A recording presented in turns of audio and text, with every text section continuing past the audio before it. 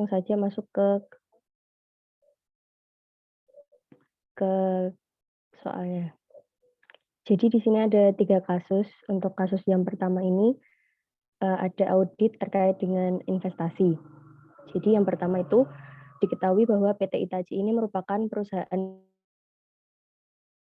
perdagangan, merupakan klien KAP kita sejak, perusahaan berdiri. Pada tahun 2019 ini, Anda mendapati bahwa perusahaan itu mulai menginvestasikan dananya, di surat berharga. Kemudian, ada beberapa informasi yang diperoleh dari in-house statement pada, per 31 Desember 2019, atau ini laporan keuangan unauditnya. Jadi yang pertama ada investasi pada obligasinya sebesar, eee, 2.073.917.000 sekian, dan untuk investasi pada saham di PT Sasuno itu sebesar 270 juta. Nah, kemudian, kedua investasi ini disajikan sebagai aset aset tidak lancar. Kemudian, atas investasi ini, eee, Anda melakukan komunikasi dengan manajer keuangan, memperoleh hasil sebagai berikut. Yang pertama ada investasi di saham PT Sasuno itu, tujuannya untuk mendapatkan capital gain. Hal ini diputuskan dalam rapat direksi tanggal 3 Maret 2019. Kemudian investasi pada obligasi itu tujuannya untuk mendapatkan penghasilan bunga secara rutin. Kemudian perusahaan menggunakan jasa broker andalan sejati untuk melakukan transaksi ini. Semua surat berharga adalah paperless dan semua informasi tersimpan di kustodian Central Effect. Kemudian yang terakhir, semua surat berharga diperdagangkan di bursa. Kemudian, informasi yang kedua yaitu setelah melakukan pengecekan transaksi, dokumen transaksi dari broker andalan sejati adalah sebagai berikut. Yang pertama ini, obligasi seri A pada PT Sunade, itu ada 1 lembar dengan harga 2.073.000.000 sekian, untuk fee brokernya sendiri ada 77 juta sekian. Kemudian, saham di PT Sasuno itu ada 900.000 lembar dengan harganya itu 270 juta, kemudian fee brokernya itu 2 juta. Untuk obligasi seri A di PT Sunade itu dengan nominal 2 triliun diperoleh pada tanggal 1 Juli 2019. Obligasi ini akan jatuh tempo pada tanggal 1 Juli 2024 dengan suku bunga kupon adalah 12%, dibayarkan setiap tanggal 1 Juli. Kemudian, saham PT Sasuno diperoleh pada tanggal 5 Maret 2019. Dari dokumen tersebut, Anda melakukan pengecekan ke jurnal transaksi. Diketahui bahwa perusahaan membebankan semua transaksi ke beban administrasi. Kemudian berdasarkan perhitungan, atas transaksi pembelian obligasi, tingkat suku bunga pasar pada saat pembelian adalah 11%. Namun bila memperhitungkan biaya transaksi, bunga pasar yang berlaku itu adalah 10%. Kemudian setelah melakukan pengecekan ke situs Bursa Efek dan memperoleh data bahwa per 31 Desember 2019, harga masing-masing surat berharga tersebut adalah yang pertama obligasi seri A PT Sunade itu seharga 2 triliun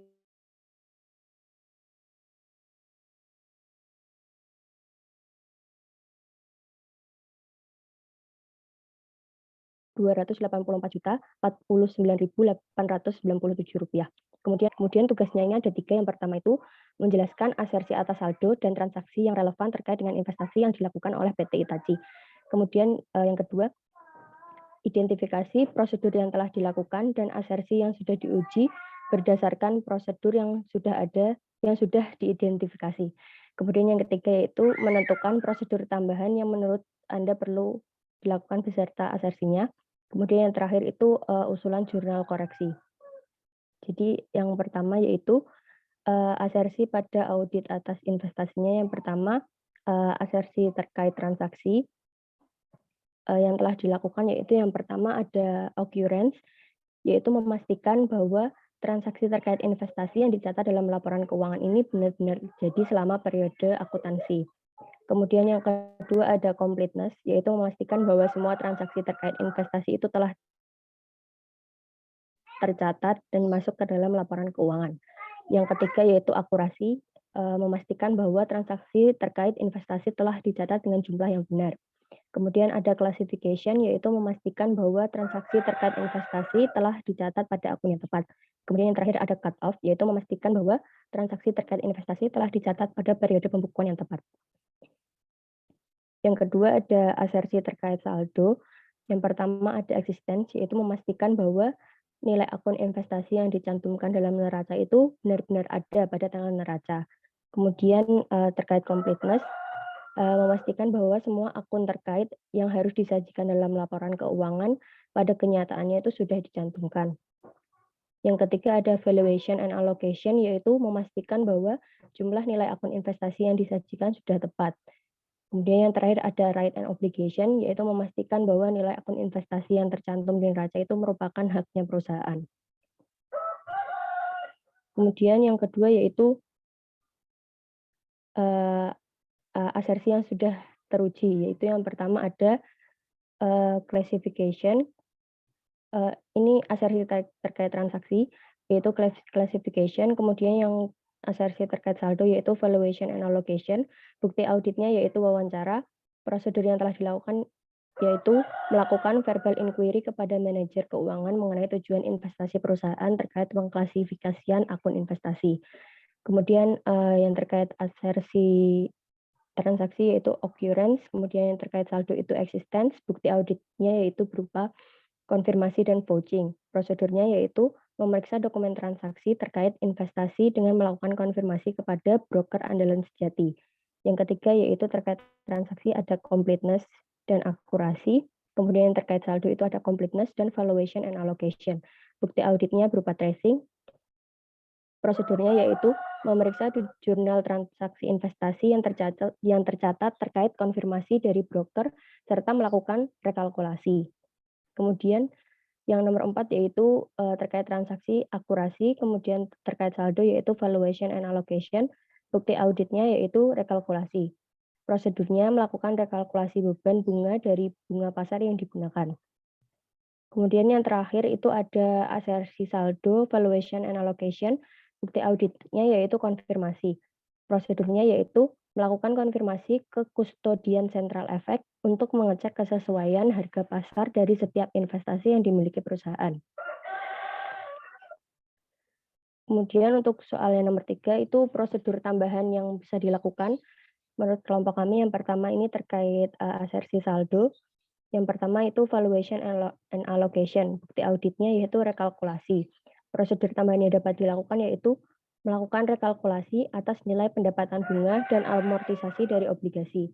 Kemudian yang kedua yaitu untuk asersi transaksinya itu classification, asersi saldonya yaitu valuation and allocation, bukti auditnya yaitu wawancara dengan manajemen. Prosedur tambahan yang dapat dilakukan yaitu melakukan reklasifikasi atas pencatatan akun yang kurang tepat.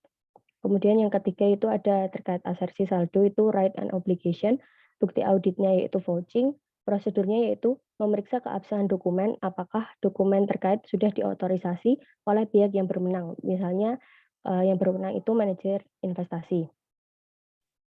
Selanjutnya itu terkait asersi transaksi ada cut off, bukti auditnya tracing dan rekalkulasi. Prosedur tambahan yang dapat dilakukan yaitu memeriksa transaksi yang mendekati tanggal periode dan melakukan perhitungan ulang terkait nilai transaksi tersebut. Kemudian ada terkait asersi saldo, yaitu right and obligation, bukti auditnya yaitu vouching, prosedur tambahan yang dapat dilakukan yaitu meminta notulen rapat Dewan Direksi yang berhubungan dengan aktivitas investasi. Kemudian yang terakhir itu terkait asersi saldo, valuation and allocation, bukti auditnya yaitu prosedur analitis. Prosedur tambahan yang dapat dilakukan yaitu melakukan prosedur analitis terkait pendapatan bunga dan imbal hasil investasi. Untuk yang nomor 4 dan selanjutnya akan dijelaskan oleh teman saya. Selanjutnya akan saya lanjutkan untuk nomor 4 yaitu usulan jurnal koreksi. Untuk bagian obligasi yang pertama yaitu ada biaya broker yang belum dikapitalisasi dengan jurnal investasi di obligasi terhadap beban administrasi sebesar 77.713.530. Dan ada yang di bagian saham yaitu beban komisi broker terhadap beban administrasi sebesar 2 juta. Yang selanjutnya ada pendapatan bunga dan amortisasi yang belum tercatat. Jurnalnya yaitu piutang bunga terhadap investasi di obligasi dan pendapatan bunga. Untuk piutang bunga sendiri sebesar 120 juta 120 juta yang didapat dari 12% dikalikan dengan 2 miliar dikali dengan 6/12. Untuk pendapatan bunga didapat dari 10% dikali 2,151 miliar yang didapat dari 2 miliar 73 juta 917.940 ditambah dengan 77 juta 713.530 dari biaya broker tadi. Dan untuk investasi di obligasi sebesar 12.418.427. Dan yang terakhir ada jurnal reklas saham dan penyesuaian terhadap harga pasar investasi saham. Dengan jurnal investasi di saham terhadap investasi di saham PT Sasuno sebesar 270 juta. Dan fair value adjustment sebesar 9 juta terhadap unrealized holding gain or loss income sebesar 9 juta. Yang didapat dari harga pasar terbaru sebesar 279 juta dikurangi dengan nilai perolehannya sebesar 270 juta.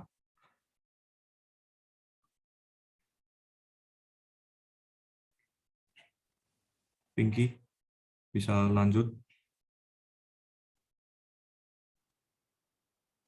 Oke. Bisa naik lagi? Oke, makasih. Untuk selanjutnya yaitu kasus 2, yaitu audit atas kas di bank. KPISJUS dan rekan melakukan audit atas laporan keuangan PT Jejalu untuk tahun buku yang berakhir 31 Desember 2019 untuk pertama kali atau perikatan awal. Berikut informasi yang diperoleh auditor dari PT Jejalu. Prosedur audit yang telah dilakukan auditor dan informasi atas hasil prosedur tersebut adalah sebagai berikut. Yang pertama, mengirimkan konfirmasi ke bank. Auditor telah memperoleh balasan konfirmasi dari bank dengan hasil sebagai berikut. Yang pertama ada Bank SA dengan saldo buku 10 juta, jawaban konfirmasinya juga 10 juta. Yang kedua ada Bank The Best dengan saldo buku 16 juta sekian, dengan jawaban konfirmasi 18 juta sekian. Yang kedua ada vouching ke bukti transaksi penerimaan kas dan pengeluaran kas. Berikut informasi yang diperoleh dalam pelaksanaan audit. Auditor menganggap apabila terjadi perbedaan hasil pengujian substantif rinci saldo dianggap material. Rekonsiliasi bank bulan Desember 2019 belum dicatat, belum dibuat, dan belum dibuat jurnal penyesuaian yang terkait. Auditor memperoleh data terkait transaksi pada Bank The Best selama bulan Desember sebagai berikut.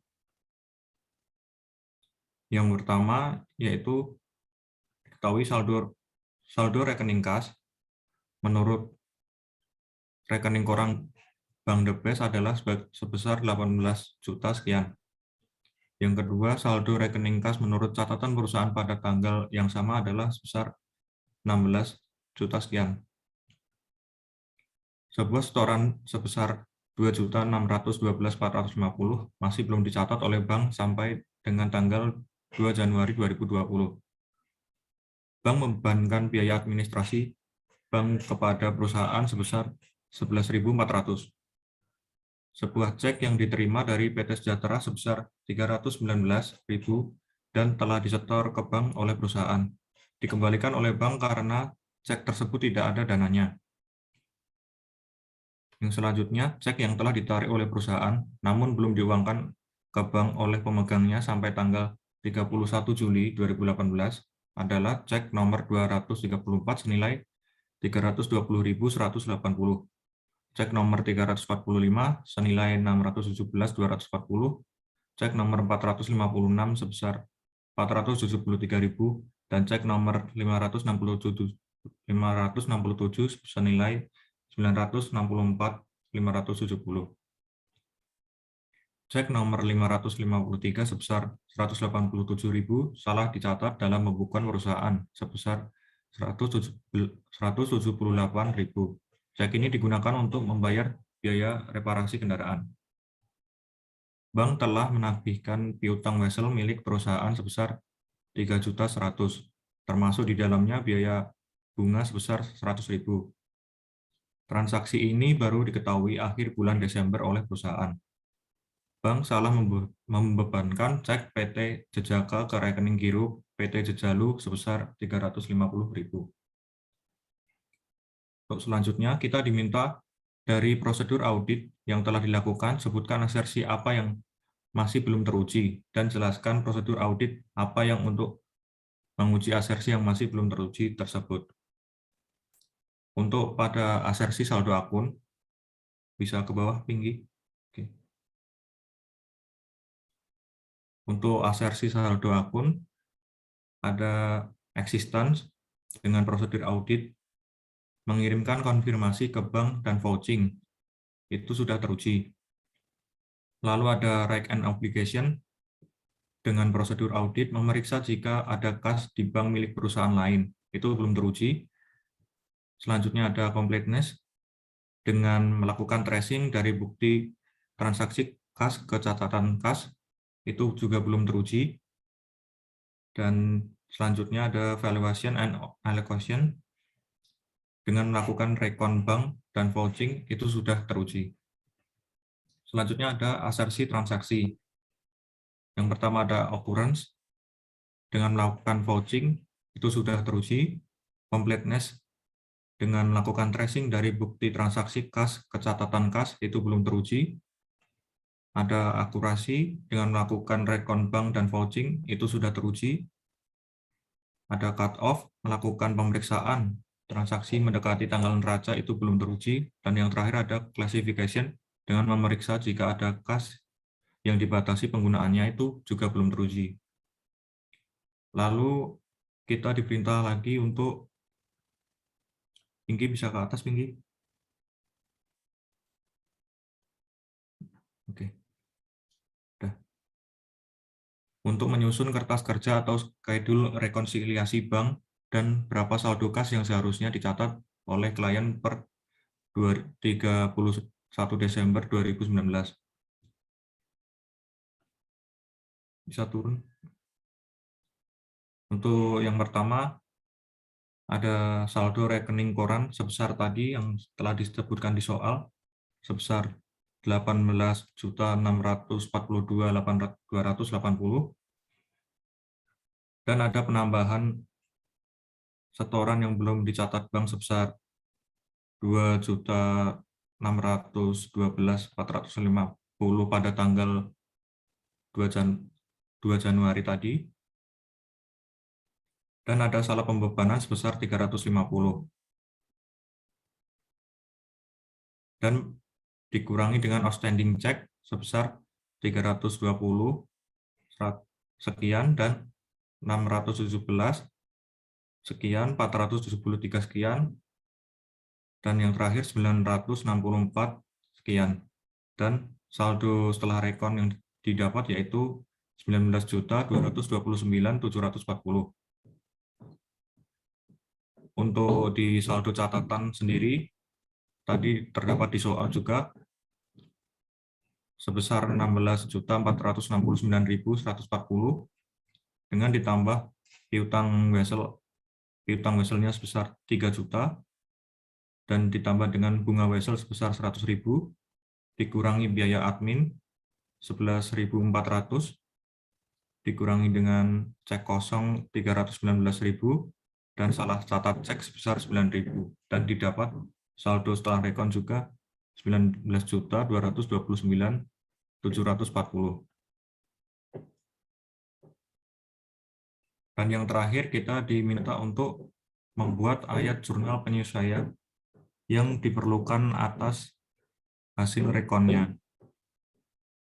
Untuk jurnal koreksi yang pertama ada kas di bank terhadap wesel tagih dan pendapatan bunga. Untuk saldo kas di bank sendiri 3.100.000, untuk wesel tagih sebesar 3 juta dan pendapatan bunga sebesar 100.000.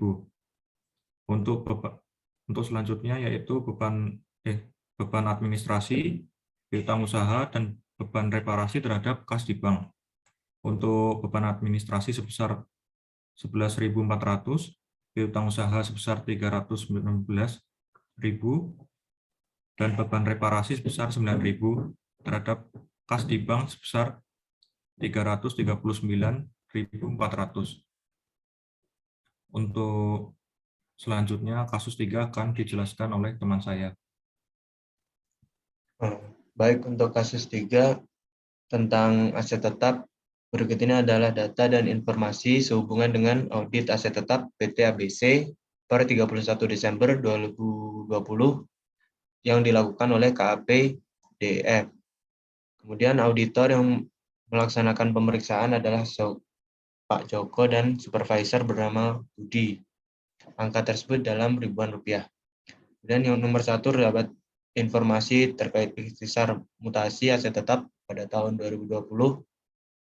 Untuk nominalnya bisa dilihat di layar. Kemudian untuk informasi nomor 2, PT ABC berdiri pada 1 Januari 2018 dan semua aset tetap telah dibeli pada tanggal tersebut.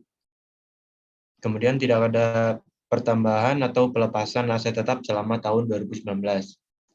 Untuk informasi yang ketiga, PT ABC menyusutkan aset tetap dengan metode garis lurus dengan estimasi masa manfaat selama 20 tahun untuk tanah dan bangunan, kemudian 5 tahun untuk kendaraan, dan 4 tahun untuk peralatan, dan tidak ada nilai sisa yang diestimasi. Kemudian nomor 4, kendaraan per 1 Januari 2020 terdiri dari 10 unit kendaraan operasional yang dibeli bersama pada tanggal 1 Januari 2018. Kemudian pada tanggal 1 Juli 2020, satu kendaraan mengalami kecelakaan dan dijual sebesar 50.000. Kemudian jurnal yang dibuat PT ABC yaitu bank sebesar 50.000, kemudian kerugian penjualan aset sebesar 40.000, akumulasi penyusutan sebesar 60.000, dan pada biaya perolehan mobil 150.000. Kemudian informasi yang kelima, pada tanggal 1 Oktober, PT ABC membeli mobil baru lagi seharga 200.000 dengan fasilitas pembiayaan selama 36 bulan. Jadi ini dicicil. Kemudian data mengenai pembelian tersebut adalah sebagai berikut. Harga on the road-nya 200.000. Kemudian PT ABC membayar uang muka 30% sebesar 60.000. Jadi pembiayaannya tinggal dikurang 140.000. Kemudian bunga 2 tahun 10% per tahun sebesar 28.000. Jadi jumlah yang harus dibayar dengan angsuran selama 24 kali sebesar 168.000. Kemudian cicilan per bulannya sebesar 7.000. Dan cicilan pertama dimulai pada 1 November 2020. Kemudian rincian cicilannya untuk November dan Desember 2020 sebagai berikut. Untuk pokoknya yang November 4.500 dan Desember 4.200. Kemudian bunga dengan suku bunga efektifnya 2.500 untuk November dan 2.800 untuk Desember. Dengan total masing-masing 7.000. Kemudian jurnal yang dibuat oleh PT ABC 1 Oktober 2020 adalah aset tetap kendaraan sebesar 228.000 kemudian pada bank sebesar 60.000 dan utang leasing sebesar 168.000. Kemudian jurnal penyusutan per 31 Desember 2020 mobil tersebut, PT ABC menjurnal biaya penyusutan kendaraan 11.400 pada akumulasi penyusutan kendaraan sebesar 11.400. Kemudian informasi nomor 6, pada tanggal 1 Mei 2020, PT ABC melakukan perbaikan atas pagar pembatas tanahnya dengan pihak lain yang rusak terkena angin dengan total biaya 120.000 dengan batas minimal kapitalisasi PT ABC 50.000. Jurnal yang dibuat sehubungan dengan pagar ini adalah bangunan pada kas di bank sebesar 120.000. Kemudian penyusutan per 31 Desember, PT ABC menjurnal biaya penyusutan bangunan pada akumulasi penyusutan bangunan sebesar 4.000. Boleh ke bawah, Ping. Kemudian prosedur yang telah dilakukan auditor, yang pertama adalah melakukan substantif analytical procedure, yang kedua memeriksa transaksi perolehan dan pelepasan tahun 2020, kemudian memeriksa saldo akhir, biaya perolehan aset tetap, dan yang terakhir memeriksa ketepatan klasifikasi dan kecukupan pengungkapan. Di sini kita diminta yang pertama menyebutkan prosedur audit yang belum dilakukan dengan tujuan auditnya. Yang pertama, boleh ke atas. Yang pertama yaitu melakukan pemeriksaan fisik aset tetap atau opnam fisik dengan tujuan saldo akun, tujuan audit saldo, eksistensi, dengan di sini aset tetap yang dimiliki klien benar-benar ada. Kemudian yang kedua, mereka melakukan rekalkulasi atau perhitungan kembali atas beban depresiasi untuk menguji akurasi dengan penjelasan aset tetap telah dicatat dengan nilai yang tepat. Kemudian kita bisa melakukan tracing dari bukti transaksi aset tetap ke catatannya untuk menguji completeness, yaitu transaksi aset tetap telah dicatat dengan lengkap. Kemudian yang terakhir bisa memeriksa dokumen kepemilikan aset tetap untuk menguji right and obligation, yaitu aset tetap merupakan hak legal yang sah milik perusahaan. Kemudian yang kedua kita disuruh untuk menghitung jurnal koreksinya, usulan jurnal koreksinya. Kami menemukan yang pertama terdapat kesalahan pada poin 4, informasi nomor 4, yaitu kendaraan yang tadi kecelakaan. Di sini jurnal awalnya bank sebesar 50.000, kemudian kerugiannya 40.000, dan akumulasi penyusutan 60.000 pada biaya perolehan mobil 150.000. Nah, di sini terdapat kesalahan pada jurnal akumulasi penyusutan, yaitu seharusnya sebesar 75.000 karena penyusutannya dari 1 Januari 2018 ke 1 Juli 2020. Jadi 2,5 tahun dengan penyusutannya sebesar 75.000. Kami mengusulkan jurnal koreksi akumulasi penyusutan pada kerugian sebesar 15.000. Boleh ke bawah. Untuk yang kedua, untuk jurnal yang tadi perbaikan pagar di pagar pembatas. Di sini kami menemukan kesalahan dari klien, yaitu menulis jurnal bangunan pada bank. Padahal seharusnya pagar pembatas tersebut adalah land improvement. Jadi harusnya beban perbaikan aset pada bank sebesar 120.000. Jadi usulan jurnal koreksinya beban perbaikan aset pada bangunan sebesar 120.000. Kemudian yang ketiga, kita menghitung beban penyusutan yang menurut auditor.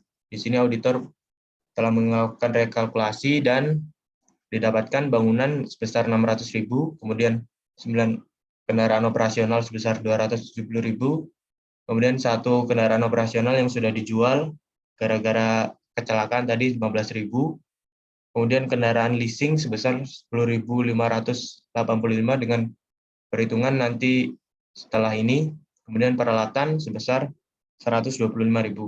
Sedangkan di sini menurut klien bangunannya penyusutannya sebesar 64.000, kemudian operasional 90.000, kendaraan leasing 11.400 dengan peralatan 62.500. Kemudian kami mengusulkan jurnal koreksi yang pertama, beban penyusutan bangunan pada akumulasi penyusutan bangunan sebesar 536.000, yaitu dari 600.000 dikurangi 64.000. Boleh ke bawah lagi, Bing. Kemudian yang kedua, beban penyusutan kendaraan pada akumulasi penyusutan kendaraan sebesar 195.000. Kemudian beban penyusutan peralatan pada akumulasi penyusutan peralatan sebesar 62.500. Kemudian akumulasi penyusutan kendaraan 11.400 pada aset tetap sewa pembiayaan 10.585 dan beban penyusutan kendaraan 815. Untuk kasus 3 leasing akan dijelaskan oleh teman saya.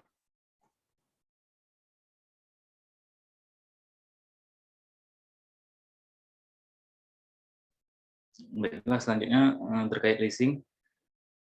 Tadi pada pengadaan mobil diketahui bahwa angsuran per bulannya itu adalah 7.000, kemudian bunga per bulannya itu yaitu bunga per tahun bagi 12, 10% dibagi 12 itu 0,83%.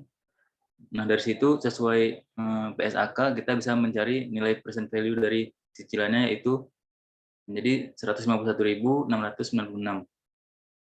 Nah, tadi ada uang muka 60.000 sehingga right of use asetnya adalah 211.696.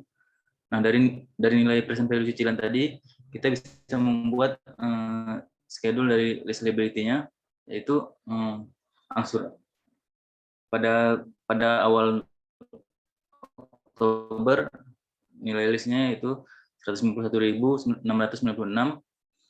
Pada 1 November pembayaran angsuran yaitu 7.000. Kemudian di situ terdapat bunga yaitu sebesar 151.000 dikalikan dengan bunganya tadi 0,83%, sehingga bunga pada 1 November yaitu 1.264. Kemudian akan mengurangi nilai dari lease liability sebesar selisih antara angsuran dan bunga yaitu 5.736, sehingga nilai lease liability pada 1 November yaitu 145.960. Nah, begitu selanjutnya sampai pembayaran terakhir di bulan ke-24, nanti nilai lease liability-nya menjadi 0. Nah, kemudian kita akan melakukan koreksi terhadap jurnal klien. Tadi klien mencatat jurnal pada pembelian aset tetap yaitu aset tetap kendaraan 228.000, bank 60.000, kemudian selebihnya utang leasing 168.000. Sementara tadi kita sudah menghitung nilai right of use asetnya itu adalah 211.696. Jadi jurnal yang seharusnya dibuat yaitu nilai dari aset tetap sewa pembiayaan yaitu 211.000. Sehingga timbul jurnal koreksi, kita mendebit akun aset tetap sewa pembiayaan sebesar 211.696. Kemudian aset tetap yang tadi kita debit sekarang kita kredit sesuai jumlahnya 220.000, selisihnya akan mendebit akun hutang leasing senilai 16.304. Kemudian tadi ada beban penyusutan kendaraan, yaitu tadi sebesar nilai awalnya 200.000 ditambah bunganya 28.000 dibagi dengan manfaatnya tadi 20 tahun sehingga 11.400. Namun karena tadi right of use asetnya bukan lagi 228.000 melainkan 211.000 sekian dibagikan dengan masa manfaatnya 20 tahun, jadinya itu beban penyusutan kendaraannya 10.585. Nah, di situ karena kendaraan dalam bentuk sewa, jadi kita tidak bisa mengkredit akun akumulasi penyusutan kendaraan, melainkan terhadap akun aset tetap sewa pembiayaan itu sendiri. Sehingga nanti ada jurnal koreksi, yaitu kita akan mendebit akun akumulasi penyusutan kendaraan 11.400, kemudian mengkredit aset tetap sewa pembiayaan 10.585 dan beban penyusutan kendaraan 815. Lanjut. Nah, dan yang terakhir tadi terkait angsuran. Tadi kan di awal sesuai di soal tadi hutang leasing di awal di bulan November dan Desember itu ada 4.500 dan 4.200, sehingga hutang leasingnya 8.700, beban bunga 2.500 ditambah 2.800 itu 5.300. Nah, setelah melihat list schedule tadi, beban bunga seharusnya yaitu adalah senilai 1.204 ditambah 1.216, sehingga beban bunganya itu 2.480. Kemudian hutang leasingnya untuk November dan Desember itu yaitu 5.730 ditambah 5.784. yaitu 11.520. Angsurannya tetap 7.000 per bulan, jadinya cash yang harus dibayar selama 2 bulan yaitu 14.000. Kemudian tadi ada beban bunga untuk bulan Januari yang belum dicatat oleh klien, sehingga kita mencatat sesuai dengan schedule-nya, yaitu 1.168 beban bunga terhadap utang leasing sesuai dengan schedule tadi. Nah, sehingga timbul jurnal koreksi utang leasing pada beban bunga 1.651. Lanjut.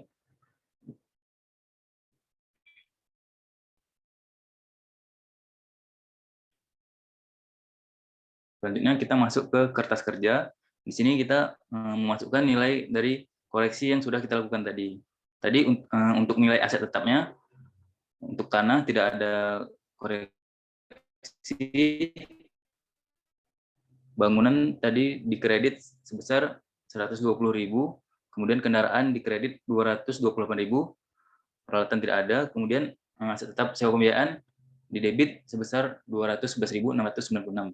Kemudian untuk akun akumulasi depresiasi, tadi ada koreksi terhadap akun akumulasi depresiasi bangunan, yaitu di kredit sebesar 536.000. Kemudian untuk kendaraan tadi ada debit sebesar 11.400, kemudian kredit sebesar 195.000. Kemudian untuk akun akumulasi depresiasi peralatan tadi di kredit 62.500 dan aset tetap sewa pembiayaan 10.585 di kredit. Sehingga nilai buku yang sebenarnya untuk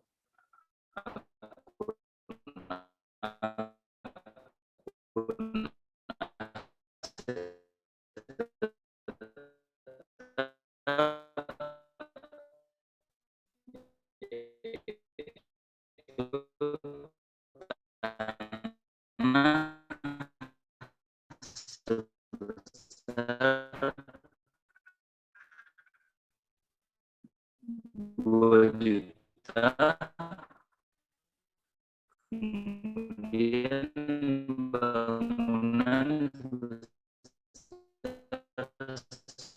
10.200.000, kendaraan 525.000, peralatan 100. Jika dijumlahkan nilai 1 juta perolehannya dikurang dengan akumulasi penyusutan. Mungkin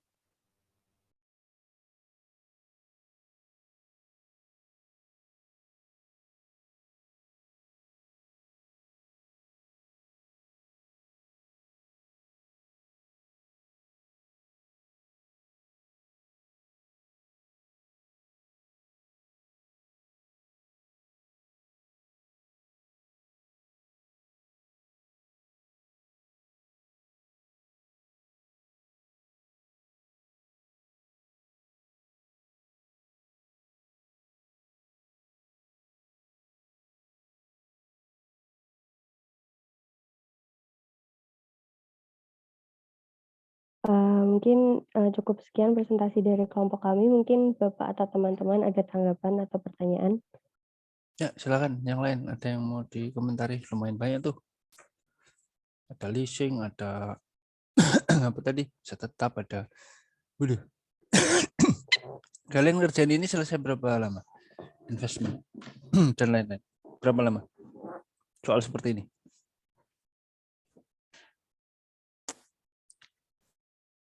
Satu jam, 2 jam? Lebih kayaknya. Oke.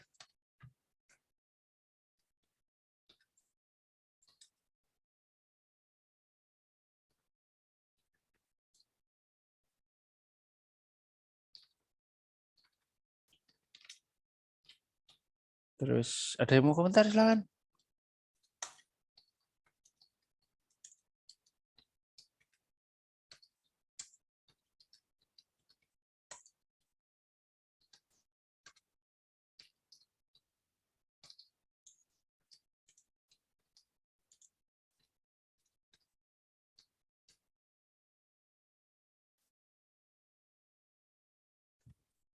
Ada pertanyaan sampai sini?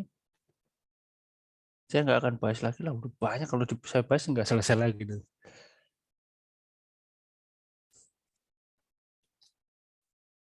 Ada? Izin bertanya, Pak. Apa? Yang pernyataan yang nomor 6 itu kan ada biaya perbaikan atas pagar pembatas tanah. Mm-mm. Nah, itu kan masuk ke minimal kapitalisasinya yang 50.000. Itu harusnya itu akunnya itu masuk ke expense atau bisa ke land improvement ya, Pak? Coba lihat. Ini memang itu tuh perdebatan panjang ya, nggak pernah selesai itu. Perbaikan.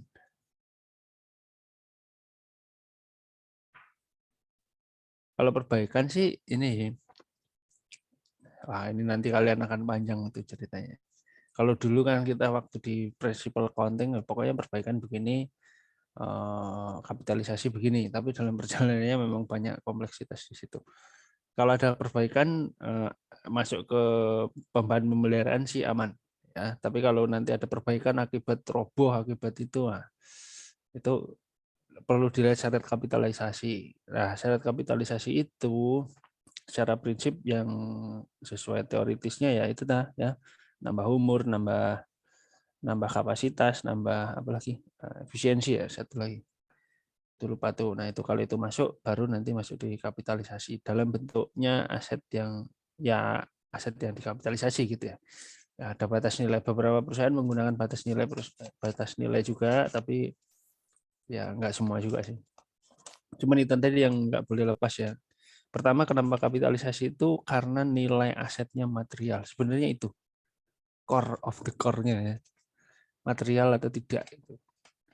Nah, ini bisa karena gini, bisa begitu masuk di aset, maka dia akan di setiap periode akan dialokasikan bebannya. Beban atas aset tersebut. Nah, ngapain harus setiap periode kalau dibebankan saat itu juga nilainya nggak besar. Makanya itu menjadi beban. Tapi karena kalau dibebankan pada saat itu nilainya besar banget, maka pembebanannya ditunda. Dialokasikan secara sistematis sepanjang umur penggunaan aset tersebut. Nah, itulah namanya piutang. Ya, jadi core-nya itu antara apakah langsung dibebankan saat itu ataukah akan ditunda pembebanannya dengan cara dimasukkan aset dulu baru nanti didepresiasikan. Nah, ini memang panjang sih perdebatan seperti itu, panjang. Tapi kalau mau aman, kalau kalian pengen dapat jawaban to the point-nya apa sih, Pak? To the point-nya ya kalau pemeliharaan beban, kalau merenovasi ya maksudnya kapitalisasi. Ya, kalau ada kata-kata efisiensi, kapasitas, umur manfaat ya itu berarti kapitalisasi. Gitu ya secara ringkas ya, tapi secara prinsip tadi itu. Ngapain sih harus dibebankan, karena ngapain harus dimasukkan ke neraca kalau dibebankan sekarang nilainya juga nggak gede-gede banget. Ya, gitu doang. Oke, silahkan. Ada lagi?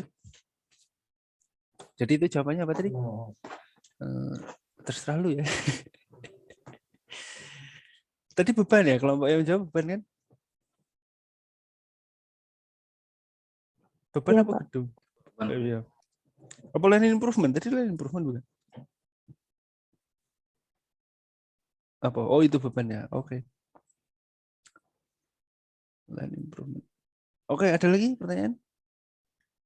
Izin nanya lagi, Pak. Boleh. Jadi kalau misalkan land improvement itu dimasukkan land improvement, nanti apakah harus didepresiasi juga, Pak? Nah, itu pertanyaan itu tuh. Land improvement itu aset atau bukan sih? Waktu kalian bicara aset tetap dulu. Saya tuh sampai lupa. Karena jarang saya ketemu aset land improvement. Tapi memang ada sih. Kayak paping, ya, saluran air gitu kan. Yang mau didepresiasikan, ya didepresiasikan. Gitu. Jadi ada land improvement. Apakah land improvement itu aset? Masih ingat nggak? Saya lupa malah. Ada yang masih ingat nggak?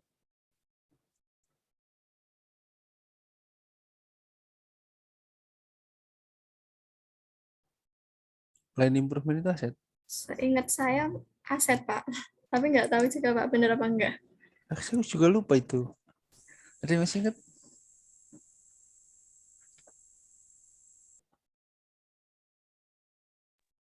Udah nggak ingat, Pak. Seingat saya sih aset ya. Tapi nanti silahkan kalau mau ditelusuri, dikulik wah ini bukan aset ini Pak itu. Silahkan ya nanti. Saya juga lupa ingat tuh. Itu. Tapi itu tadi ya. Pada prinsipnya itu kalau mau beban ya beban. Kalau mau dibebankan ya nggak beban, kalau mau dikapitalisasi ya masukkan ke akun yang sesuai ya. Land improvement bisa jadi akun sih. Kalau itu nanti bisa didepresiasikan dan lain-lain. Walaupun bentuknya bisa aset sih bentuknya ya. Maksudnya bisa aset tuh kata-katanya itu kan, kalau kalian di sini kan belajarnya tanah, bangunan itu. Tapi kalau kenyataannya kan ya bangunan ya bilang aja gedung, jalan Gacu, gedung jalan Tamrin, gedung jalan itu gitu. Menara BNI, menara BTN, menara itu yang masuk dalam raca. Itu yang masuk dalam pembukuan. Nah, tapi ini klasifikasinya adalah land improvement. Klasifikasinya adalah gedung gitu. Nah, kalau kalian itu bingung ini akunnya apa yang paling kecil ya, bikin aja gorong-gorong saluran air dan lain sebagainya. Nanti itu masuk dalam kategorinya land improvement untuk disesikan di raca misalnya begitu. Itu silakan aja. Tapi asetnya, bentuk asetnya lebih jelas. Oke. Ada pertanyaan sampai sini? Terima kasih Pak penjelasannya. Oke. Lagi? Enggak? Kita sampai jam berapa? Jam 1 Pak. Jam 1. Berarti masih banyak waktu dong. Masih berapa? 90 menit ya? Oke, tar. Ini kuis, tapi kuisnya kayaknya cuma iseng-iseng aja ini. Tapi nggak apa ya, daripada kita nggak ngapa-ngapain. Bentar. Ya, stop share ya, Pak, ini. Oke, sip. Terima kasih ya, Pinky.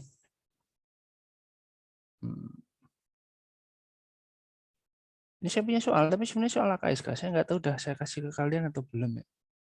Semoga sih belum ya. Kalaupun sudah ya rezekimu itu. Ini ada 2 soal tentang aset tetap dan kas dan setara kas. Ya. Ini yang lain-lain yang bagian atas itu bisa ditinggalkan. Soalnya saya kirim aja. Soalnya nanti teman-teman ngerjain karena ini waktunya masih 90 menit ya, lebih ya 90 menit, tapi silahkan kerjain semua ya. Bukan yang pilihan ganda sama isi nggak usah. Ya, kalian kerjain kasusnya aja. Ya, kasusnya aja yang terkait aset tetap sama itu. Ya pokoknya kalau udah kalian coba, tapi lihat dulu deh kalian udah pernah ngerjain ini belum. Kalau sudah pernah ngerjain, saya cariin koleksi yang lain. Saya nggak bikin soal baru, tapi ini soal ujian tahun 2016. Ujian AKSK, tapi kasusnya mungkin masih relevan untuk praktik audit kalau modelnya masih seperti kemarin ya. Saya sih kurang tahu nanti UASnya akan model seperti apa, tapi kayaknya sih ya soal-soal praktik audit masih begitu. Oke, silahkan dilihat, itu ada soal audit tahun 2016. Silahkan dilihat di bagian kasus. Nah, apakah kita sudah pernah mengerjakan ini atau kalian sudah pernah dapat soal ini? Belum, Pak. Belum? Swear. Belum, Pak. Ya udah. Kalau belum, silahkan kerjakan kas dan setara kas serta aset tetap. Nah, waktunya 90 menit. Pokoknya selesai nggak selesai, kamu ya kayak ujian lah. Saya sudah bukain GCR-nya, nanti masukin ke sana. Cuman karena kita ini ada pertemuan terakhir, nanti saya mau closing statement dulu, maka kita harus selesainya di sekitar jam 12.50. Boleh? Kayaknya terlalu banyak sih 12.50. Tapi saya ini 150 dibagi, ini kan bentuk soal berapa sih? Kas setara kas itu 60%. 15 kali 6 berapa? 90 menit kan? Oh, pas ya. Sesuai dengan bobot soalnya. Oke, kita selesai nanti silahkan kumpulin sampai dengan jam 12.50 ya. Oke. Di GCR saya edit biar kalian on time. GCR-nya saya edit ini biar selesai di 12.50 hari ini. Hari ini tanggal 18 ya. 12.50.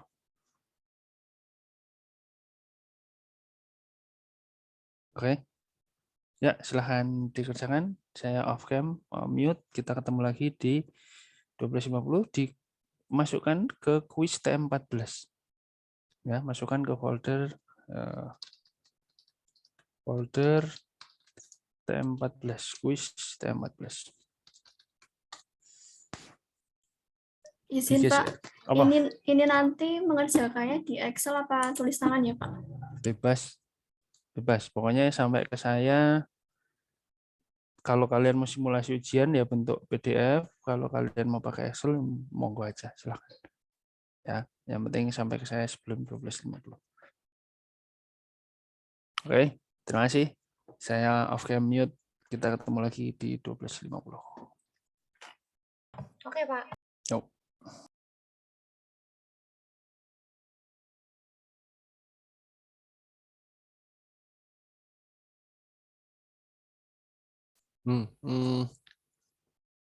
Ini ada nilai kapitalisasi, lebih dari akan dikapitalisasi, pengujian ini bla bla bla.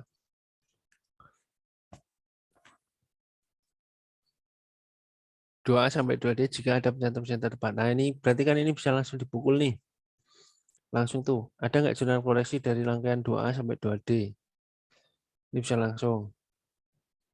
Ya. Cuman ini memang susahnya, si soal ini tidak menunjukkan secara eksplisit unaudited-nya berapa, nggak terlihat. Tapi lihatnya di sini. Ini lebih rincinya di sini. Unaudited-nya berarti kan ini yang mau kita audit ya. Ya kan? Nanti kan tujuan kita ngisi nih. Benar nggak? Nah, ini yang akan kita otak-atik. Jadi datanya itu ini. Ini nggak neraca kemudian rincian nggak, tapi ini langsung disajikan rinciannya. Sepeda motor bla bla bla nilai perolehannya segini.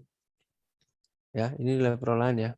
Kemudian akumulasi ini nilai perolehan audited. Otomatis nih ini kalau jadinya ini adalah 2016, maka ini harga perolehan pun sampai dengan 2016. Oke. Ini depresiasi sampai 2016. Maka sampai ketemu ini nilai buku per 2016. Karena ada model-model yang seperti AKSK tahun lalu yang harga perolehan sendiri, akumulasi penyusunan sendiri, ada yang model satunya seperti ini, tapi kalian nggak boleh bingung. Nah, baru kemudian tadi, apakah kalau mau lihat ini, ya berarti yang dikoreksi di sini itu aset-aset yang sudah ada di sini. Artinya perusahaan sudah membuat pembukuan. Ya sudah, kalian tinggal hati-hati. Kalau di sini itu kalian mengkoreksi tanggal 3 Maret, maka setelah tanggal 3 Maret, depresiasi pun berubah. Ya, yang bikin berantakan kan itu ya. Karena kalian terlanjur percaya yang di sini, padahal begitu 3 Maret berubah, angka ini pun pasti akan berubah. Nanti dengan kata lain akan ada depresiasi yang lain. Jadi mending, oke, dari begitu ini terjadi, maka lakukan depresiasi. Nanti langsung selisihkan dengan aset yang bersangkutan di sini. Nanti ketemu tuh koreksi atas kejadiannya dan koreksi atas depresiasinya. Ya, kalau kalian cuma mengkoreksi kejadiannya, depresiasinya nggak dikoreksi, salah juga. Ya, misalkan ini beban peliharaan harusnya masuk ke perolehan gitu. Begitu perolehan kan berarti harus depresiasi juga. Jadi ini dikoreksi sendiri, terus nanti setelah ini akan muncul koreksi atas depresiasi. Nah, cuman berapa banyak yang harus dikoreksi, kalian harus counter lagi dengan jumlah yang ada di sini. Kayak tadi atau apa? Ini apa nih? Si bangunan. Nah, ini udah depresiasikan sekian, nanti ketika ada renovasi atau kapitalisasi, maka ini jatuhnya berapa, nah itu selisihnya yang akan didepresiasikan. Oke, atau kalau kalian nggak ya, tapi ya bodoh aja sih. Artinya ya akumulasi depresiasi itu langsung bisa kalian hitung, langsung ketemu dihitung gitu, baru ketemu ini. Karena kalau begini doang agak susah ya. Oh, ini akumulasi depresiasi 2015 cuy. Aduh, untung aja. Berarti ini belum didepresiasikan ya. Depresiasi tahun 2016 belum kelihatan di sini. Ya kan? Ya nggak sih? Terus depresiasi expand, oh ini nih. Oh, depresiasi expand 2016, akumulatif depresiasi 2015. Belum connect ya ini ya. Salah saya. Ini belum connect ya. Belum connect. Ini harga perolehan 2016 sampai dengan 2016. Akumulasi depresiasi periode 2016. Depresiasi expand periode 2015. Ini adalah akumulasi depresiasi sampai dengan akhir 2015 atau awal 2016. Ya, belibet, benar belibet. Oke, ada lagi yang mau ini?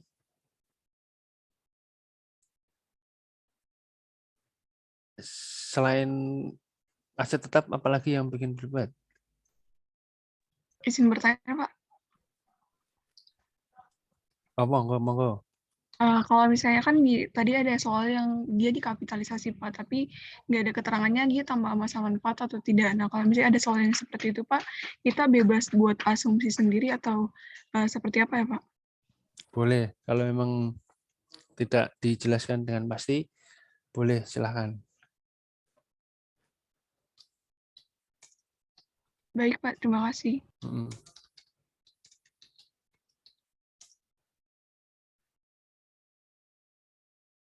Ada lagi?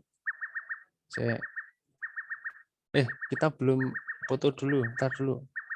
Foto dulu cuy. Waduh, keburu portalnya ketutup. Pertemuan terakhir lah ya. 1, 2, 3. Oke, saya save dulu. Ini TM berapa nih? 14 ya?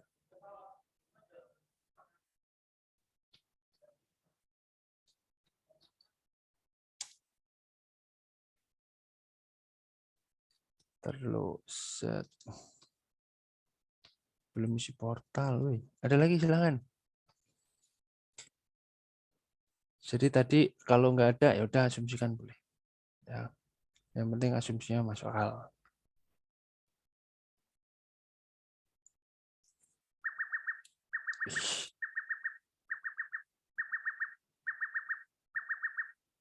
Ada lagi pertanyaan? Sudah mulai kerasa kalian kurangnya di mana?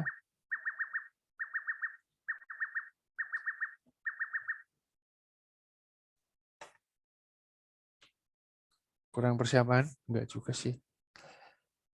Ya kurang. Karena kalian kurang, ya belum feel ujiannya, belum tahu. Minggu terakhir kan kuliahmu. Saya tak kasih yang tadi ini, tak kasih jawaban yang TM14 ya di ini aja di Telegram. Pak, boleh Pak minta nanti kunci jawaban kuis yang hari ini, Pak? Wah, ya, yang pertemuan hari ini nanti tak cariin dulu. Yang kuis hari ini kayaknya nggak ada deh. Tapi yang latihan 14 tadi ada. Itu yang di portal ya. Yang di portal, yang di Telegram. Untuk yang hari ini yang 2016-17 itu kayaknya bukannya itu gampang cuy. Itu gampang loh. Asli. Itu gampang. Gak percaya, itu gampang.